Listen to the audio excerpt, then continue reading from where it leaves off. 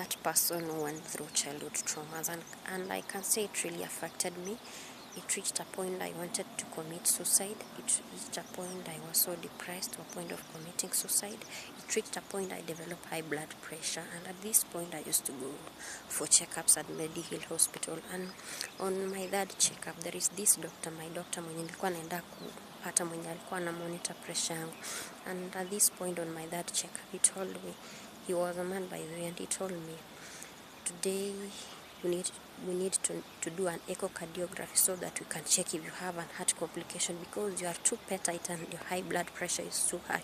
So I did an echocardiography, and when I took back the results to the doctor, he told me I had no heart complication. So he told me, Mercy, you must be stressed or something, or you must have been traumatized by something. And by that time he told me we have to do a test, a blood sugar test. So we did, where the blood sugars was tested, and the blood sugars was okay. So he told me, you must be stressed, and if you don't stop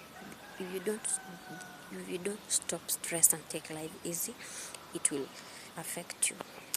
And by this time, the environment I was in, I had no person who was understanding. My mom was that person when she understanding. So I could go back home and tell her, Mom, today my blood pressure was that high, and she couldn't understand me. Angeniambia hizo ni mashetani zako. And I was like, hey, does she really understands what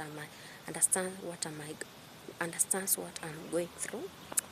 Yani kuwa tena in an environment that people don't understand you, these trauma effects hit you, it makes you feel so stressed to a point you feel like giving up with life. So for me, I was in an environment that I had no one to understand me. My father was understanding, but he was far away from us. So the person who I was with was my mom. So I couldn't get someone who could support me, who could tell me you are not supposed to be so stressed. So badala yeye aniambie ufai kuwa na stress, ndio ananiongezea stress, and the blood pressure ndio inaongezea.